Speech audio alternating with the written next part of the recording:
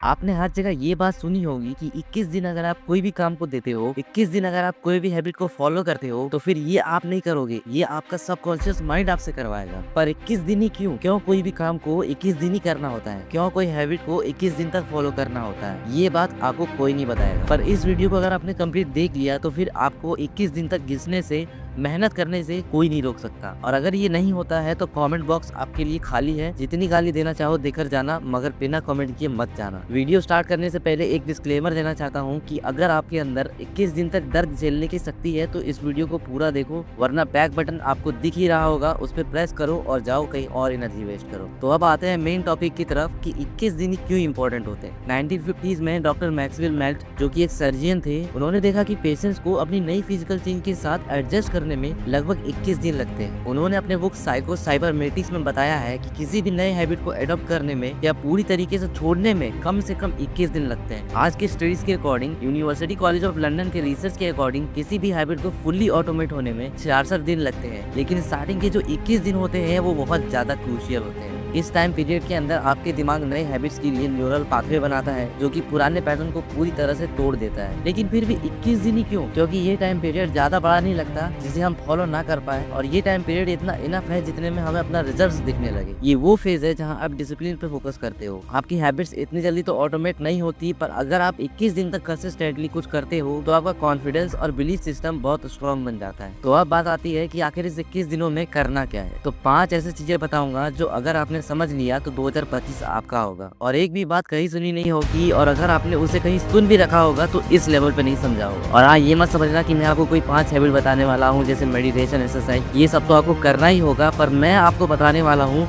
कि इसके पीछे का रीजन क्या है, क्यों हमें ये सब करना चाहिए। एंड बिलीव मी, अगर आप 21 दिन तक ये कर लेते हो तो 22वें दिन से आप खुद बिलीव नहीं करोगे कि यार ये मैं क्या बन गया। अब आपका अटेंशन लेने के लिए ये नहीं बोलूंगा कि 4th वाला या 5th वाला इतना इंपॉर्टेंट है, बिकॉज इंपॉर्टेंट सभी है। देखना है तो पूरी वीडियो देखो, वरना अभी भी आप जा सकते हो। पॉइंट नंबर 1, इस स्ट्रेटजी में इतनी ताकत है कि आप कोई भी आदत को बिना ताकत, बिना विल पावर लगाए बदल सकते हो। आज से लगभग 25 साल पहले चाइना में सन जू नाम का एक मिलिट्री जनरल था, जिनकी famous book the art of war में बताया गया है कि वो ज्यादातर वॉर बिना लड़े ही जीत जाते थे। क्यों? क्योंकि उन्होंने अपने एम्पायर का ज्यादातर हिस्सा वीक आर्मी से लड़कर ही जीता था, और इन वीक एम्पायर को हरा कर उन्होंने अपना एम्पायर इतना बड़ा कर लिया था कि अब उन्हें बड़ी आर्मी से भी लड़ने में कोई मुश्किल नहीं होती। और बड़ी आर्मी से भी लड़ते वक्त वो ऐसे जगह पर अटैक करते थे जहाँ सामने वाले की पकड़ उतनी स्ट्रांग नहीं, जैसे माउंटेन और रेगिस्तानी इलाके। बड़ी आर्मी से लड़ना मुश्किल होता है, पर वीक आर्मी से लड़कर अपने आप को मजबूत बना लो तो बड़ी आर्मी से भी लड़ना आसान हो जाता है। ठीक उसी तरह बड़ी आदतों से लड़ना मुश्किल होता है, इसलिए मैंने कहा फाइट विद स्मॉल हैबिट्स, जो कि आसान होती है। फिर जब आप स्ट्रांग बन जाते हो तो बड़ी हैबिट्स को बदलने में उतना डिफिकल्टी नहीं होता। आप रीडिंग कर रहे हो तो ऐसी जगह कर रहे हो जहाँ आपका बेड पास में हो, आप ऐसी जगह पढ़ रहे हो जहाँ आपका फोन पास में हो। तो अगर आप अपने काम को ऐसी जगह पे करोगे जहाँ आपको इजीली डिस्टर्ब किया जा सकता है, तो वहाँ आपके लिए हमेशा स्ट्रॉन्ग सिचुएशन ही क्रिएट होगा। इसलिए आपको स्ट्रॉन्ग सिचुएशन से नहीं लड़ना है, आपको बड़ी आर्मी से नहीं, पहले छोटी आर्मी से लड़ना है। पहले छोटे छोटे हैबिट्स को चेंज करके अपने अंदर की विल पावर को बढ़ाओ, जो आपको बड़ी हैबिट्स को बदलने में आपकी पूरी हेल्प करे। अगर आपको ये पॉइंट अच्छे से समझ में आ गया है तो आगे बढ़ते हैं, लेकिन अगर नहीं समझ में आया है तो कमेंट सेक्शन आपके लिए खाली है। मैं 24/7 आपके लिए अवेलेबल हूँ, जो भी हेल्प चाहिए आप बिना डरे पूछो। अब ये बात समझ में आ गई कि 21 दिन घिसना है, लेकिन कहाँ घिसना है ये बात नहीं पता है, तो फिर आप वहीं जाओगे जहाँ आपको ये बस लेकर जाएगी। इसलिए पॉइंट नंबर 2,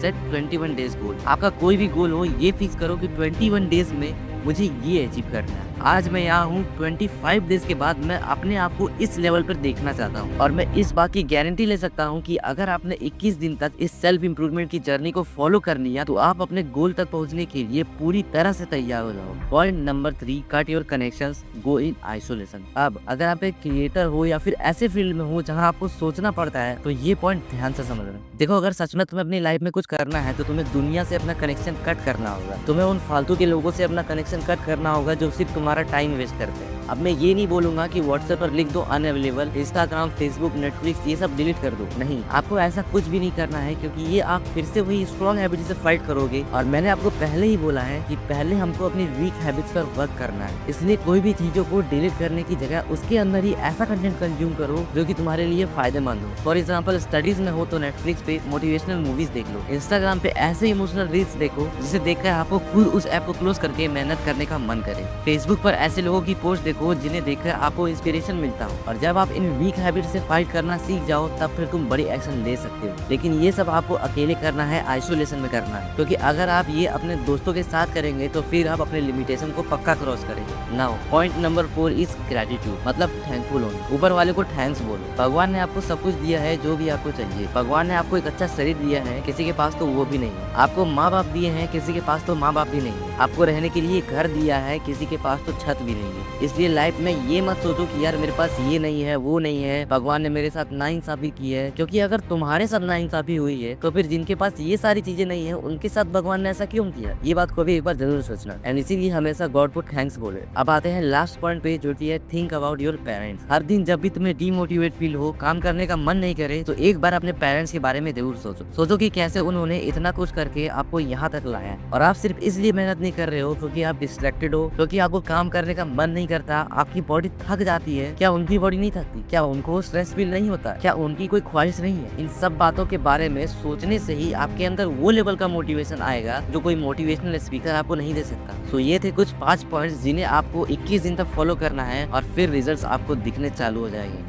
बट इनके साथ साथ तुम्हें exercise, early wake up, learning new skill, ये सारी चीजों पे भी काम करना है, तभी जाके तुम अपने लाइफ में कुछ उखाड़ पाओगे। अब मुझे पता है कि 90% लोग मेरी वीडियो को छोड़कर जा चुके होंगे, कुछ गिने चुने ही लोग होंगे जो यहाँ तक मेरी वीडियो को देख रहे होंगे। तो मैं आपसे एक बात कहूंगा कि आपकी लाइफ तब तक चेंज नहीं होगी जब तक आपके अंदर से उसे चेंज करने की आवाज ना आए। अब अगर ये वीडियो अच्छी लगी हो तो लाइक, सब्सक्राइब एंड कॉमेंट जरूर करना, क्योंकि इससे मेरे अंदर भी मोटिवेशन आता है और मैं आपके लिए ऐसे कंटेंट्स और बनाते रहने की मेहनत भी कर पाता हूँ।